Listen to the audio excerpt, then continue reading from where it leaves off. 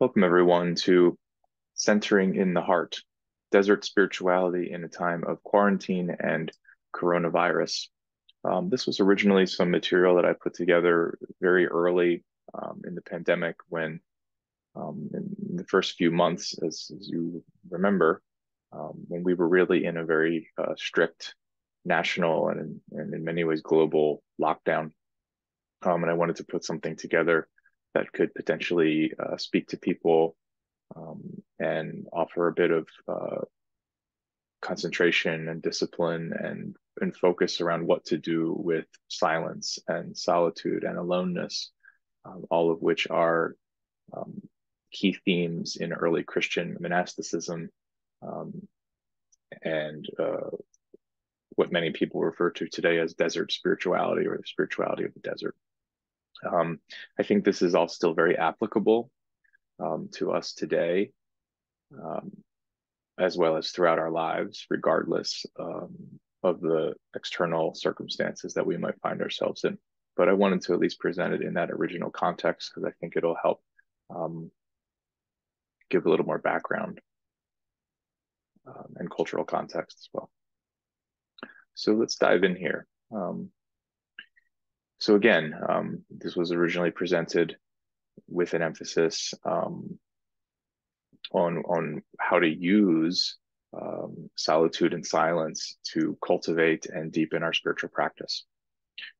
So I want to offer this sort of examination of consciousness um, that I think is still very valuable and useful throughout our lives. So reflecting back, now that we're, let's just say, at the tail end, at least of this phase or this state of the pandemic, reflect back, for the past 2.5 years, how has this whole experience shifted your relationship with yourself? Do you find that your thoughts, your attitude towards yourself have been more kind, or perhaps more judgmental? Um, how would you describe the current, just in this moment, quality of your relationships with yourself, with others, in partnership, your family, as well as however you might identify a higher power? And I think always the question is, where is there room for increased compassion as well as increased connection? Um, the other piece here is around quality and level of one's attention. That was something that I really noticed, particularly early on in um, the pandemic and the severe lockdown restrictions. I had a very, very difficult time focusing. Um, Distraction was high, and it was very easy to. I feel like our culture, in a certain sense, really capitalized on that with things like streaming services, screen time, phone usage. There was just shopping. There were just so many different ways for people to distract themselves from what was going on in our world around us. So just paying attention to um, your relationship with distraction, or the quality of your attention. And again, this is not an exercise in feeling bad about yourself. It's really just about noticing and paying attention. And then the final question here: what helps you reconnect when you're feeling disconnected or when you're feeling overly distracted? Time in nature, prayer, if that's a practice for you, reconnecting in relationship, reading, finding time for perhaps cultivating more intentional introversion. But the invitation that I'd like you to consider throughout this presentation is, how do we shift from what we could call spiritual junk food, um, to something that's a little more nourishing. So that's just an invitation as we dive in here. So when I've presented this in the past, I've spent a lot of time on history and context. And I think what I want to do here is just sort of a general basic outline. The Christian desert monastic tradition that we're going to be looking at is something that emerged within the context of the Roman Empire throughout the 2nd through 4th, 5th centuries. So I just want to literally draw a few maps here. And then we'll also look a bit at what happens with the Byzantine Empire, because that also colors the historical context for the Eastern Christian tradition that arises afterwards. So here are the boundaries of the Roman Empire around the 2nd to 4th century. And you can see that the two major centers are already sort of an emergence.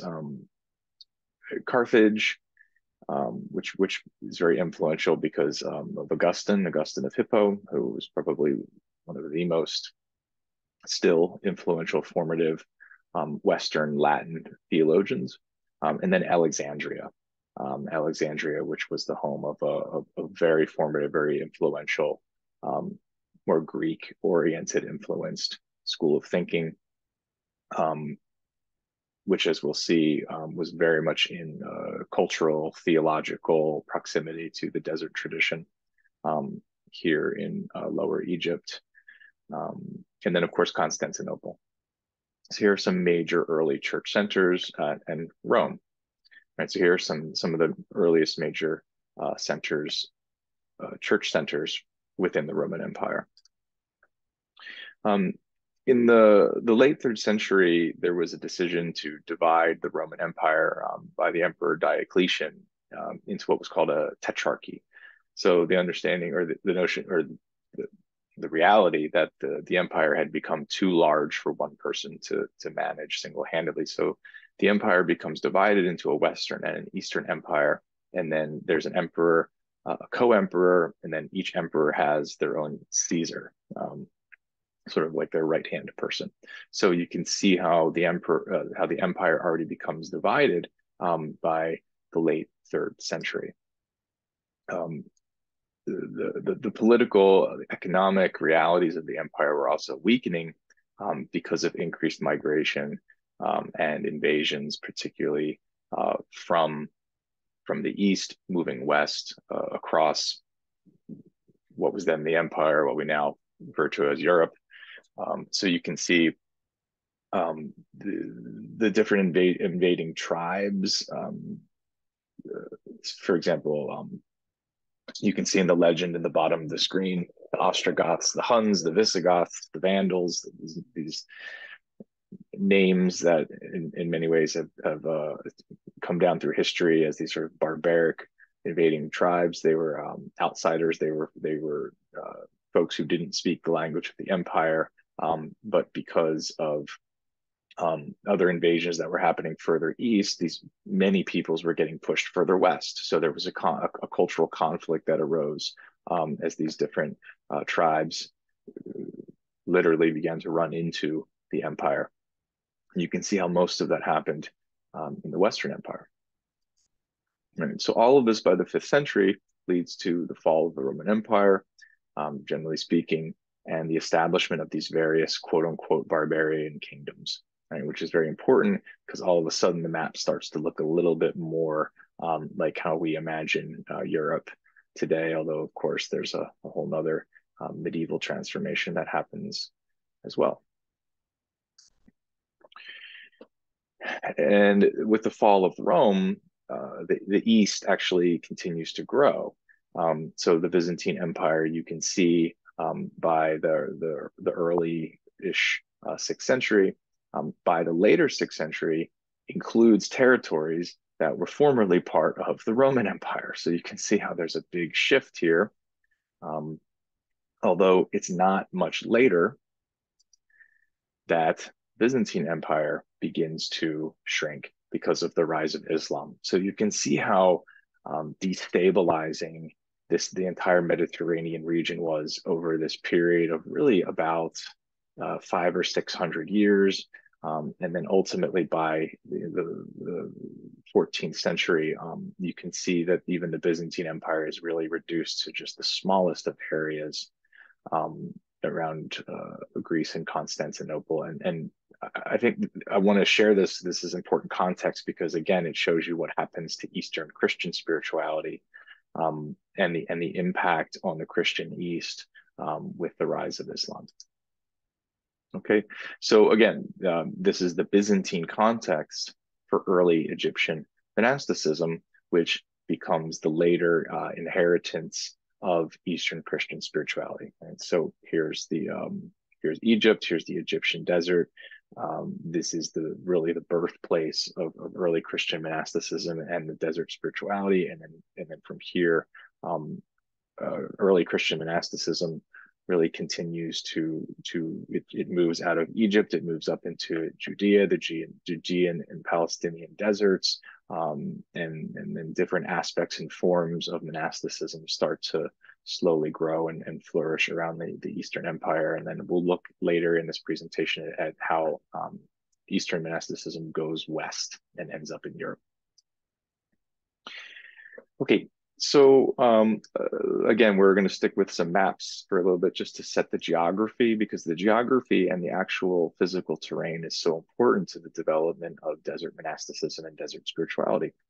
And so what happens are these semi-eremitical communities. So what does that mean? That means that they're hermits that live together in community, small groups of maybe 4 or 5 or 6 hermits that are sort of spread around the landscape. And this area here in Lower Egypt of Nitria, Kelia, and Scetis become a real center for some of the most colorful, vivid portrayals of the early desert fathers and mothers, many of these characters who populated particularly this area. Then as we move more into Upper Egypt, and I know it's a little confusing, but it's Lower Egypt, even though it's further north, it's Lower Egypt because this is the mouth of the Nile, which actually flows, I guess you could say, in sort of an opposite direction. It flows towards the sea here. So as we move more into Upper Egypt, we find Antony of Egypt, who we'll look at in a moment, and the communities that formed around him. This is the original, what was called the outer mountain, where Antony established himself earlier, and then the inner mountain, where he comes to essentially move more deeper into the desert as he seeks increased solitude. And then in Upper Egypt, all the way up here, we have the communities of Pachomius.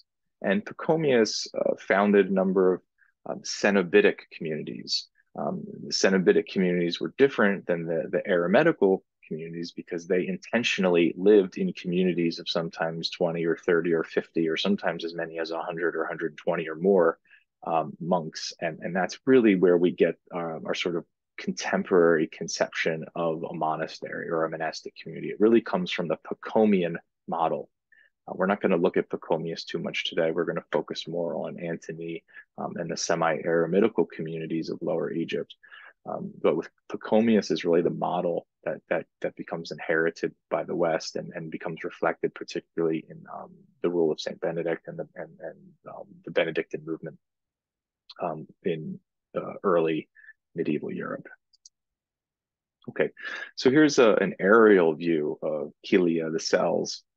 This is actually a book titled The Solace of Fierce Landscapes from an extraordinary book by an author and theologian named Belden Lane, who writes a lot about geography and spirituality.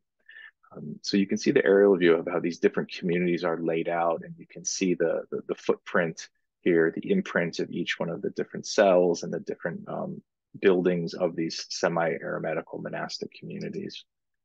And here's a closer up look of what this would have looked like.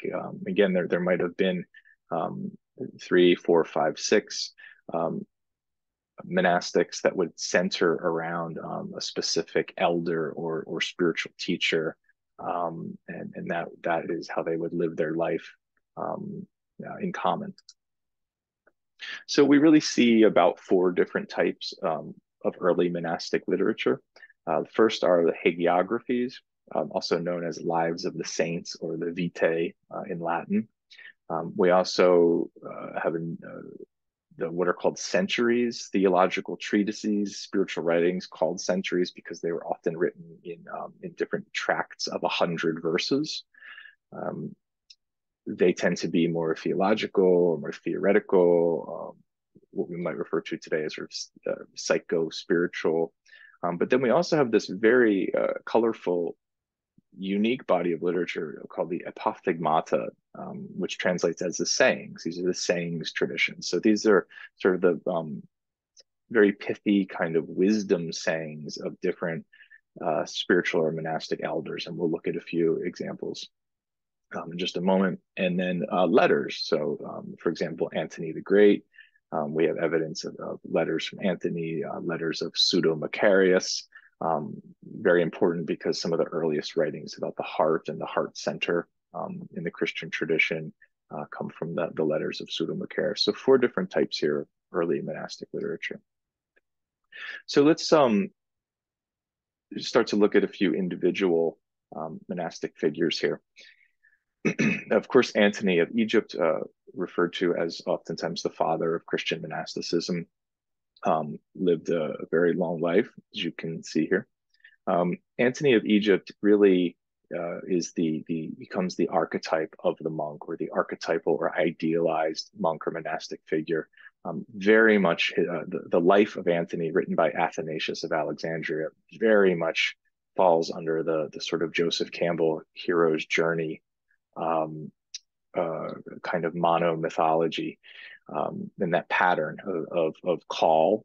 He receives a very real call where he enters the church and hears the gospel being written, very similar, being read, very similar to, for example, St. Francis of Assisi, from Matthew 19:21. If you want to be perfect, go sell all your possessions, give to the poor, come follow me, and you will have treasure in heaven. So just like St. Francis, 1,000 or so years later, Antony of Egypt takes this advice to heart, gives up his substantial inheritance, sets up takes care of his sister, and then he goes out to live life first on the edge of his village, where he finds another elder or another sort of hermit-like figure who he could say kind of apprentices with, and then he withdraws further into the desert, into the tombs. So he essentially moves into the cemetery.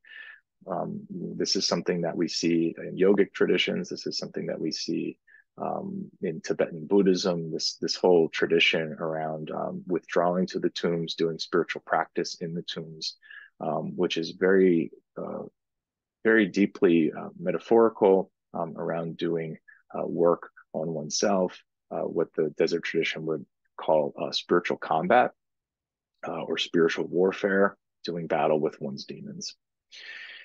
After this period, there's a further withdrawal to these old Roman barracks. This is what I showed you on the map, the outer mountain.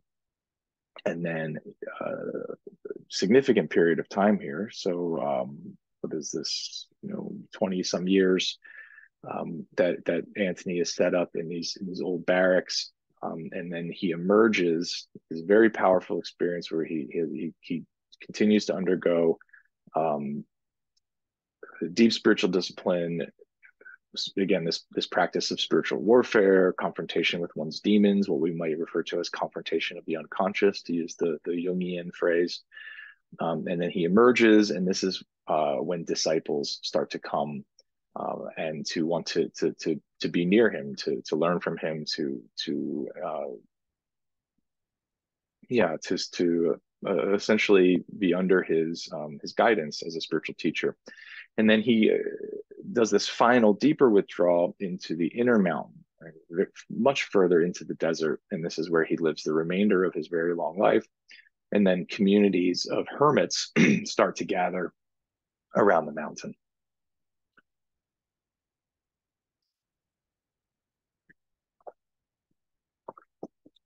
As I mentioned, Athanasius, who was a bishop in Alexandria, writes the life of Antony. it becomes essentially a what you could call, I guess, a bestseller of his time. Saint Augustine mentions reading it in his Confessions, that it was very influential on him. And here are some scenes from the life of Anthony that I sort of outlined a little bit. You can see the different kind of demonological, mythological beasts, creatures that Anthony encounters while he's doing this deep inner work in the desert. One of the more famous scenes, one of the more powerful scenes, is Anthony in the tombs, as I mentioned. And here are some paragraphs, some quotes from this time.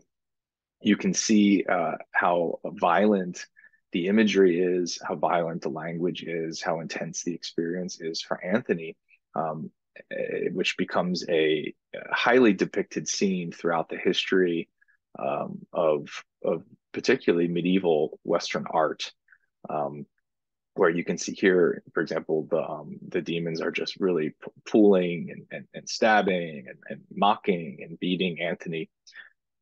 But what's very interesting is the resolution of this scene.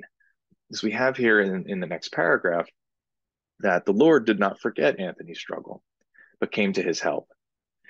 Looking up, Anthony saw the roof appear to open and a beam of light descend upon him. Suddenly, the demons vanished.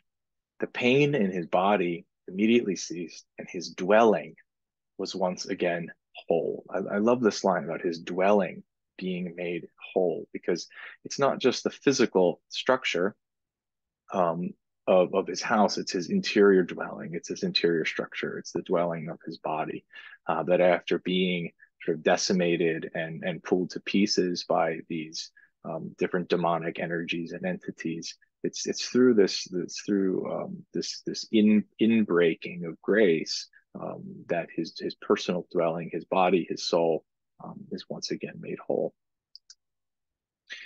And I love this.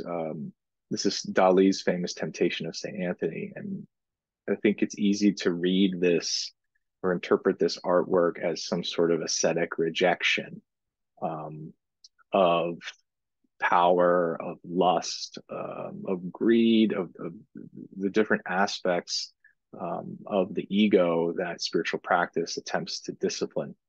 But another way to look at this is, I think it's through actually blessing. You know, Anthony here is holding up the sign of the cross.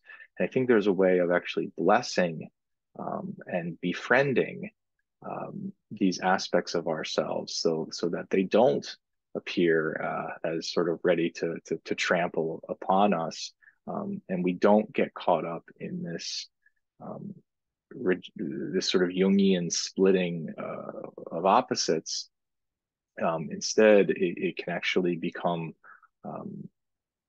more along the lines of wholeness and acceptance and potentially healing, rather than again sort of this discipline and punish aspect to the spiritual life. Here are just some images. I pulled these off the internet. I did not take these. Steps ascending to the cave of St. Anthony. You can see a little bit of how stark this desert landscape is, as well as how high they climb up into the cave. And then if you do a Google search for the cave and the monastery of St. Anthony, you can actually find a YouTube video that sort of gives you a tour of what it's like to ascend the mountain. Very similar to some of the backcountry here in California, the starkness of the landscape, or in Nevada, for example, where it's very treeless, very dry. And again, just very, very stark geography that you can see the impact that this would have on just this real stripping away of one's interior life, and creating the possibilities for cultivating very deep solitude and silence, which of course become core qualities and characteristics of spirituality of desert monasticism. So, for example, very intentional silence, hesychia in Greek, solitude, mentorship.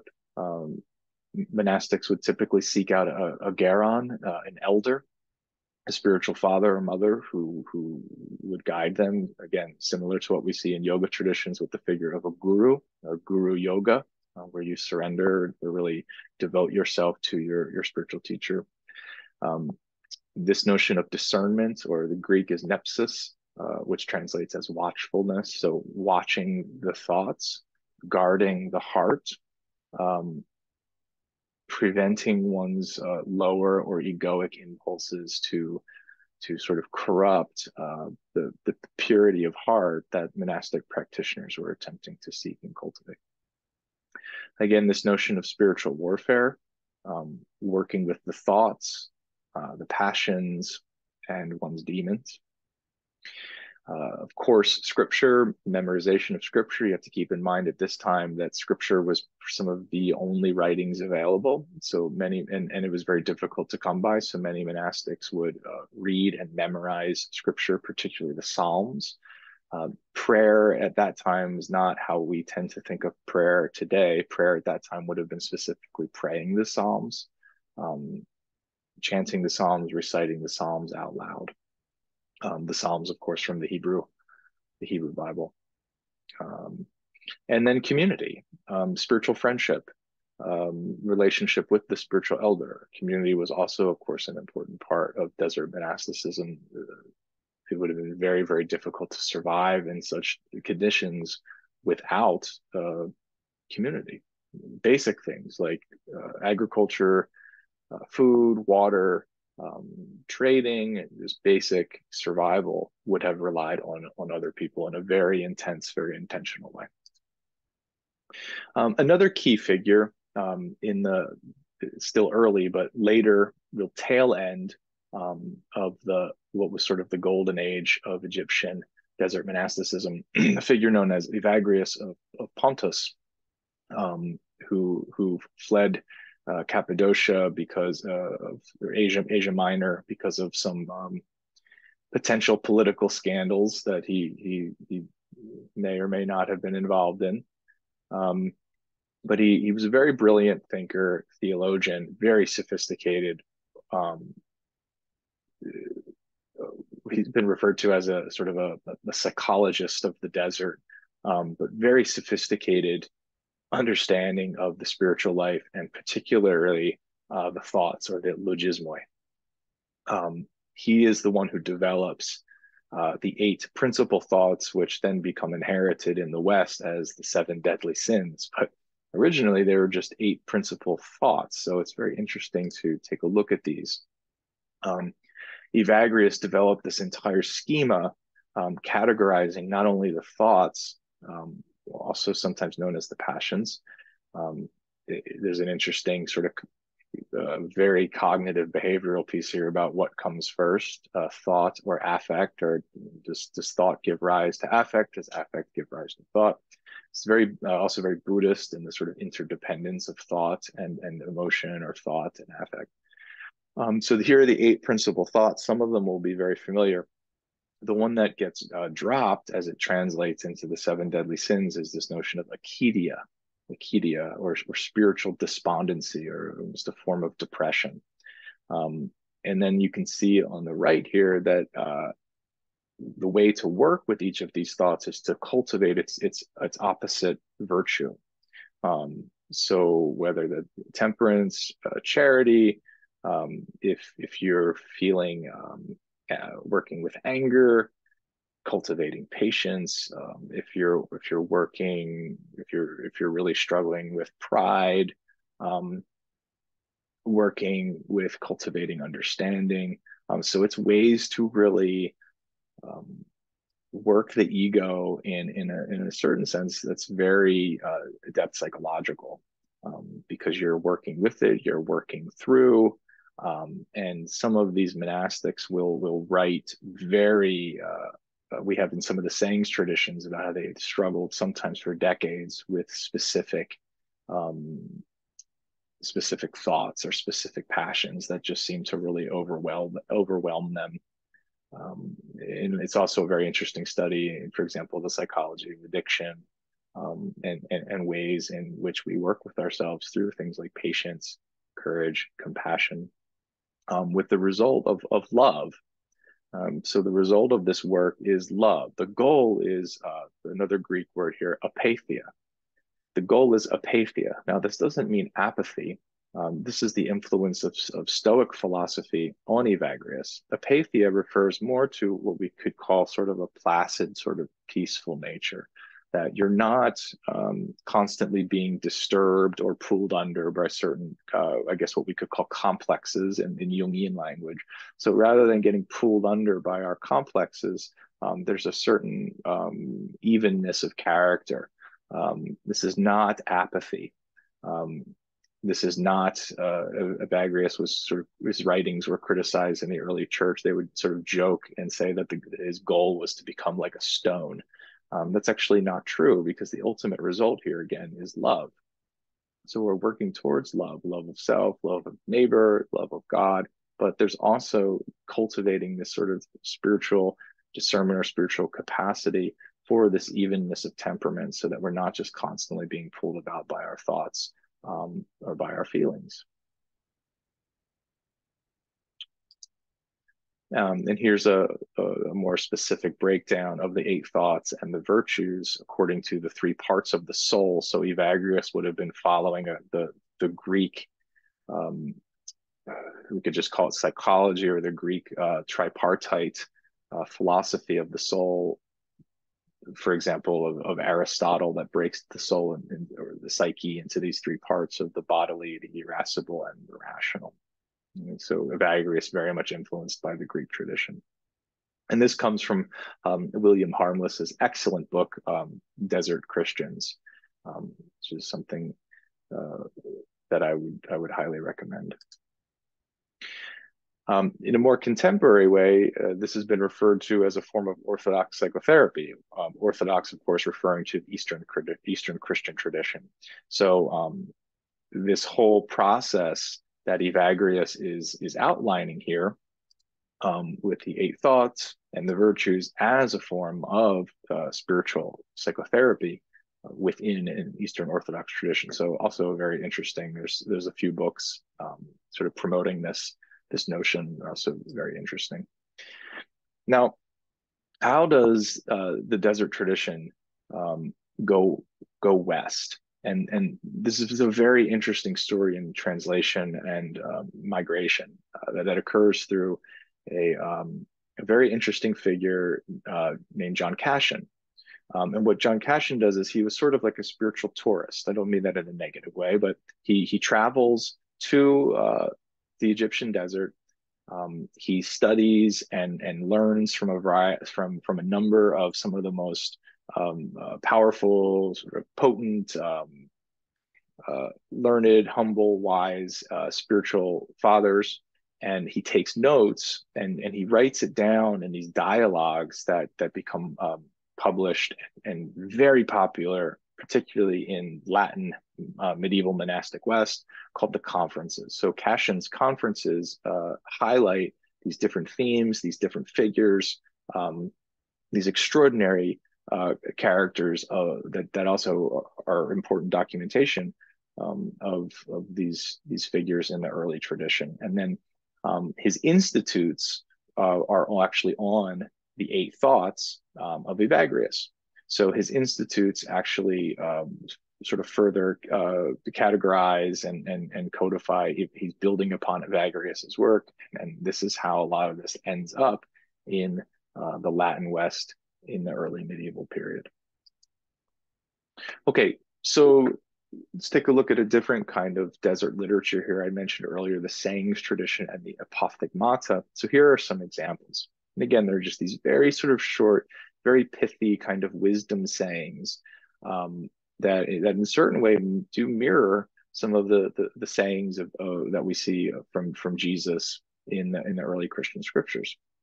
So, for example, Abba Poemen, who's also known as the shepherd, he is someone who features prominently in the sayings tradition. Abba Poemen said, "If you are silent, you will have peace wherever you live." One of my favorites, Abba Poemen, said concerning Abba Pior that every day he made a new beginning. So again, it's just sort of like very solid spiritual advice. The first one here, number 6, is probably one of the most famous. A brother came to Scetus to visit Abba Moses and asked him for a word. So that's part of this. They ask for a word. So sometimes it will say, Father or Abba, give me a word for my salvation. So they're asking for some sort of a blessing or some sort of insight from the spiritual elder. So Abba Moses says to him, go sit in your cell, and your cell will teach you everything. And this is one of the most famous and celebrated of the sayings.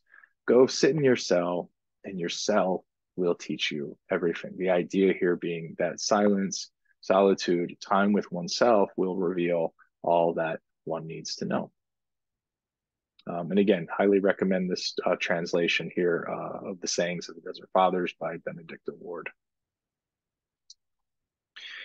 And to focus on and to highlight some women in the desert, there are a variety of women who appear in the, so it is not just desert fathers, there are also ammas, desert mothers, as well as abbas, desert fathers. And Amma Syncletica is one of the ones who is featured most prominently in the sayings tradition.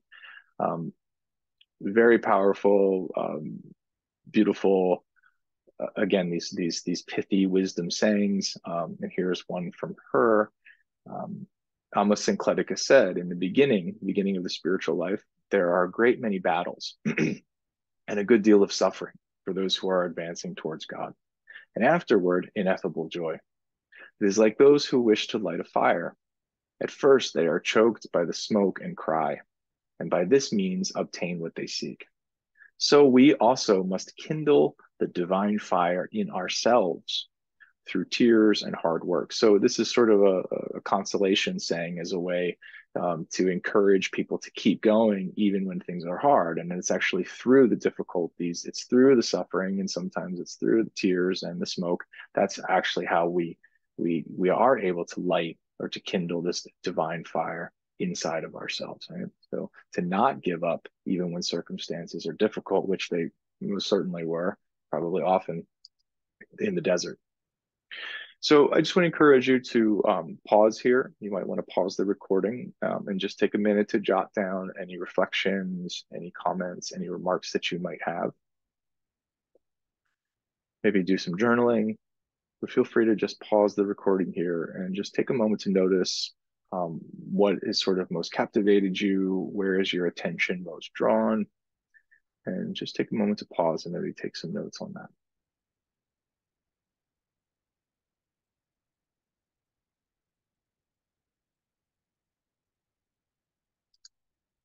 So this is part 2, and we're going to shift more into the Eastern Christian tradition that emerges out of the early Christian desert tradition. And we're going to focus here on the prayer of the heart. The prayer of the heart, Lord Jesus Christ, Son of God, have mercy on me, a sinner, is probably one of the most celebrated aspects of Eastern Christian spirituality within the Orthodox tradition. The prayer of the heart, also referred to as the Jesus prayer, emerges in some of the earliest form as it starts to crystallize or solidify around the 6th, 7th century. The earliest usage of the full Jesus prayer is from an Egyptian text from around that time. But we see some of its most sort of fuller articulation in this very, very highly celebrated and treasured work in the Eastern Church called the Ladder of Divine Ascent, which is a 6th, 7th century text written by St. John of the Ladder, also known as St. John Climacus. It is some of the earliest references to the Jesus prayer, and it was composed at the monastery of St. Catherine's Monastery at Mount Sinai. And here are some instances. I'm not going to read through them, but you can see here the 3 appearances of references to the Jesus prayer in his ladder. The Philokalia, which is a compilation of some of the earliest, but really also, I mean, it really goes from the 4th, 5th, 6th, all the way up to the 14th century It's a compilation of, it's really a treasury of Eastern Christian spiritual texts, the compilation of these different texts. And it was compiled in Russia, I believe in the 19th century. So there is a volume that takes out selections from the Philokalia that are specifically on the prayer of the heart. And here are some different descriptions of the Jesus prayer from Hesychios, who was a priest at Sinai. So again, you can see that this is a tradition that emerges from Sinai, and he's thought to be around the 8th or 9th century. So you can see the focus on attentiveness, attentiveness being defined as the heart's stillness.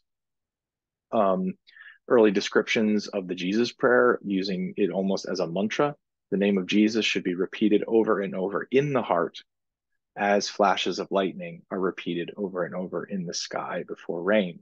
So very beautiful, very poetic uses of the Jesus prayer to concentrate and center emotion and feeling in the heart.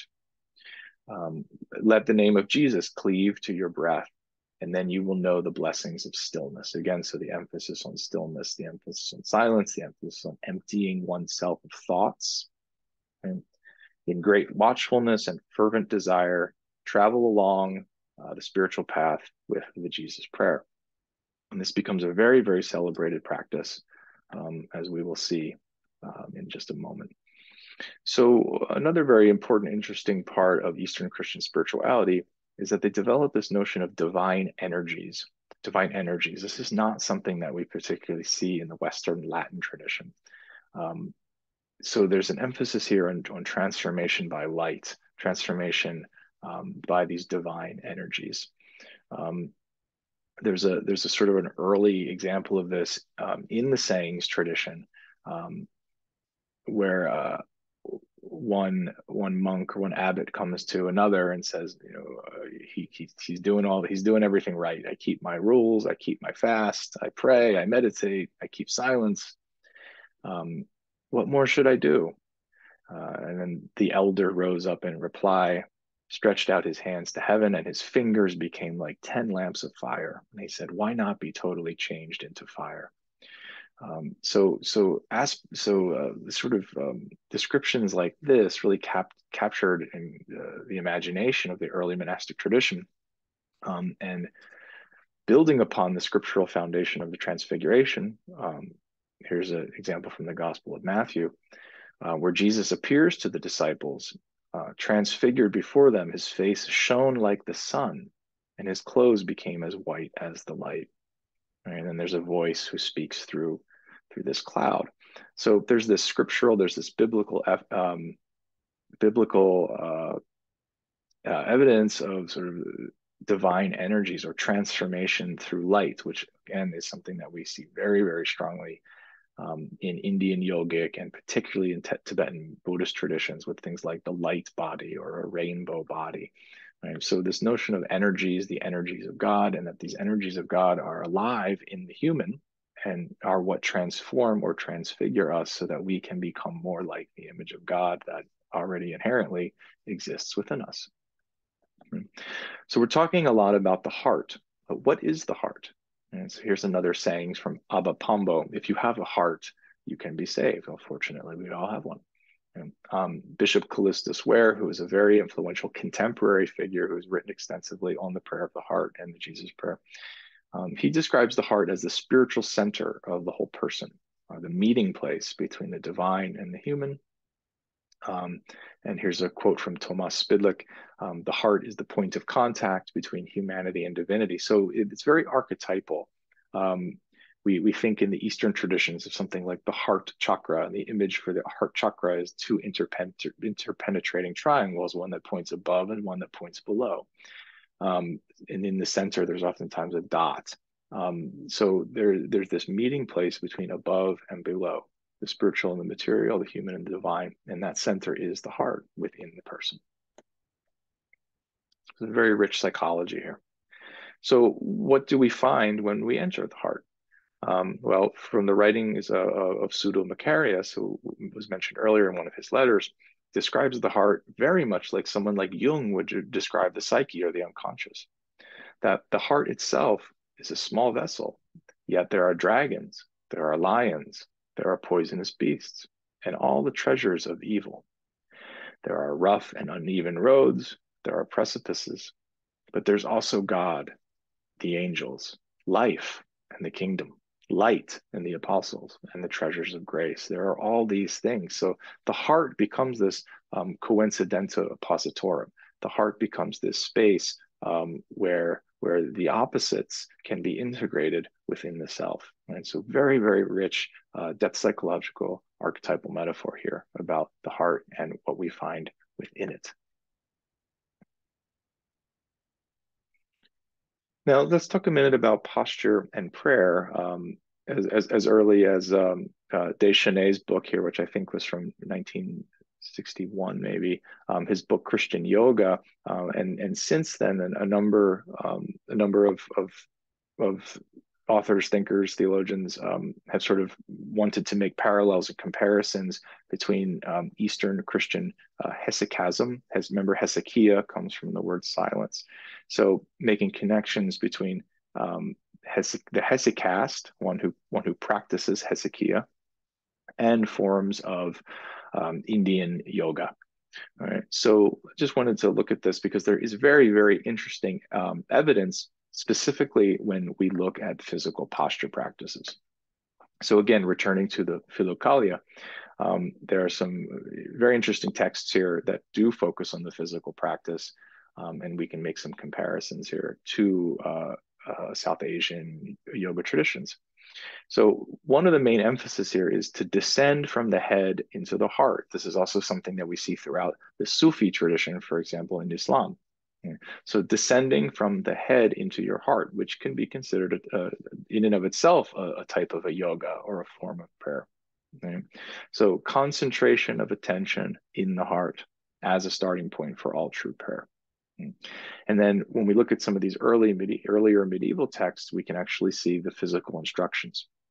Resting your chin on your chest, focusing your physical gaze together with the whole of your intellect upon the center of your belly.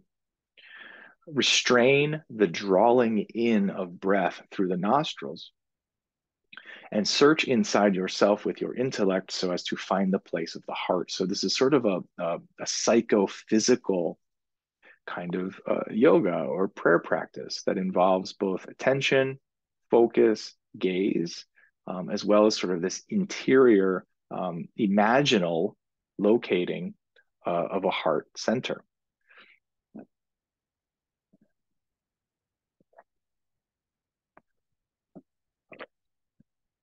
Here's another quote from the 13th century. Seat yourself, concentrate your intellect, lead it into the respiratory passage through which your breath passes into your heart. So this is very interesting. This is almost like what we see in the yoga tradition with like the nadis, the nadis, the energetic pathways or center, and the chakras, the energetic centers in the body. So focusing, concentrating the intellect, connecting mind with breath, very yogic, right? Using the breath to concentrate the mind, but focusing on where the breath passes into the heart. Compel your mind to descend with your inhaled breath into your heart. And again, so very focused, concentrated psychophysical practice here. And then from Gregory of Sinai in the 13th century, again, notice how much of this tradition was oriented around Sinai. So sitting on a seat this is very specific. This is something that we do see in many medieval Indian yogic texts, also from the 13th century. A seat about 9 inches high, compel your intellect to descend from your head into your heart and retain it there. So this notion of retention and breath retention is also something we see in the yogic tradition. So keeping your head forcibly bent downwards, in other words, towards the heart, persevere in repeating, Lord Jesus Christ, have mercy. So that's the Jesus prayer. Restraining your breath as much as possible, enclosing your intellect in your heart. All right. So breath retention, restraining the breath has a way to focus and concentrate the mind. And then enclosing the intellect. So doing this sort of imaginal practice of bringing the mind down into the heart center and focusing on the heart. Very similar to what we see in some of the earliest Upanishads. Right? So these are pre-Buddhist, mostly pre-Buddhist texts from around, sometimes some scholars date them as early as the 8th through 6th century BCE. There are also other Upanishads that are as late as the 3rd, 6th, or 8th century CE. But in Svetasvatara Upanishad and the Brihad Aranyaka Upanishad, we do have these early, again, psychophysical descriptions. These are some of the earliest descriptions that we have of what we think of as yoga today. And so holding the body steady with the three upper parts, in other words, chest, neck, and the head, causing the senses and the mind to enter into the heart, the hridayam. Right? The wise person should cross by the boat of Brahma. Right? So it's through the heart that one enters into Brahma and shifts beyond fear or the egoic aspects of mind. Right? So the Upanishads also have a very similar, very early, again, psychophysical kind of yoga that focuses on the heart, that is very similar to what we also see later in the Eastern Christian tradition. Okay, now as I mentioned, the Jesus Prayer, very, very celebrated in the Eastern Church, and particularly in the Russian tradition.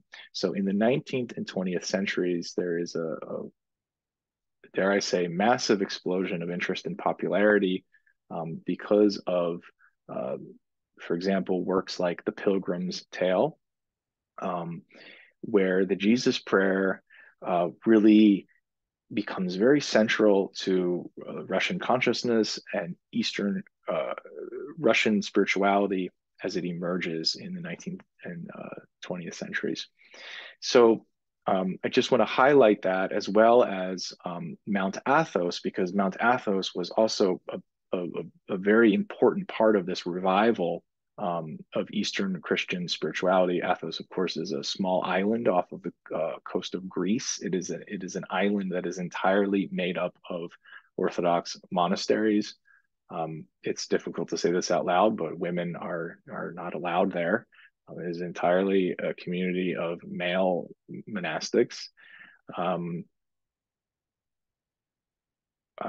We could have a conversation about that, but the idea here is to create sort of a haven for prayer and for the growth and pursuit of monastic life. There's a very beautiful film if you're interested in learning more about that. But the revival piece is what I really want to underscore here, because there was a huge renaissance of interest, again, particularly in Russia, that emerged from Athos and the type of monastic revival that was happening there in the 19th and 20th centuries, particularly around the Jesus Prayer. So what might this look like today in the 21st century? Well, in the Western or the Catholic tradition, there was a real interest in well, what does this look like for us? You know, these other there's an explosion of interest in contemplative practices, whether it's in Buddhism or it's in yoga. There's this revival of monastic spirituality happening in the Greek and the Russian traditions. What's happened? What ends up happening, particularly with the Catholic tradition, is this interest in what becomes named as centering prayer. And centering prayer emerges from the work of three Cistercian monks, Thomas Keating, Basil Pennington, and William Menninger.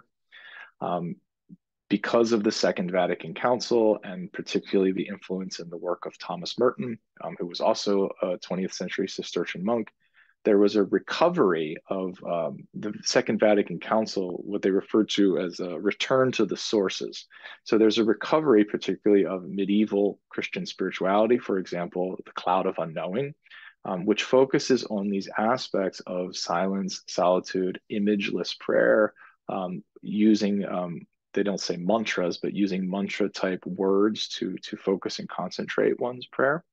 And then this really led to developing a type of contemporary prayer practice that is very, very basic and simple. Centering prayer is usually something that people do for about 20 minutes. You sit comfortably with the eyes closed. You choose a sacred word to sort of repeat as a way to focus your concentration. And whenever distraction arises, you simply return to this word or to your breath. Very, very similar to what's happened with, for example, the mindfulness movement today, where it took aspects of Theravada or Vipassana Buddhism practices and made it very palatable and practicable for particularly contemporary Americans in the late 20th and early 21st centuries. And just some other, I just wanted to invoke some other major figures here of this East-West dialogue from the 20th and 21st century. I'm sorry, 20th century and their impact in the 21st century. So again, Thomas Merton, very highly influential and formative Cistercian Trappist monk. Here he is when he met a very young Dalai Lama in Dharamsala in India in 1968.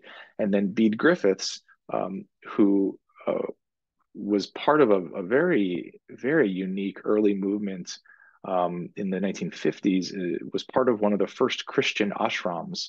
So using Eastern theology, Eastern liturgies, as a way to more fully articulate the Christian mystery. So there's this very, very rich lineage and heritage of this kind of East-West practice that certainly erupted in the 1960s as the East sort of came west, but then also really continued and continues to the present day, for example, with something like monastic interreligious dialogue, which is a still ongoing contemporary group, mostly but not limited to Cistercian Trappists and Buddhists, contemporary Buddhists. So just to conclude, here are some additional resources that I would certainly recommend. A number of the quotes that I took from the Eastern Christian tradition come from this beautiful book called The Art of Prayer. Here's the film I mentioned on Mount Athos. Into Great Silence is a beautiful, beautiful film that focuses on a contemporary Western Carthusian monastery. But the entire film is silent, and it's an extraordinary meditation. Here's the Desert Christians book that I mentioned, which has a number of primary sources available in it as well. And just some very, very small, thin books, but really beautiful introductions here by Thomas Merton, as well as Henry Nouwen. Okay, so thank you so much. I hope that this was insightful for you and even potentially meditative and contemplative experience. And thank you so much, and look forward to hearing your thoughts and impressions. All right, take care.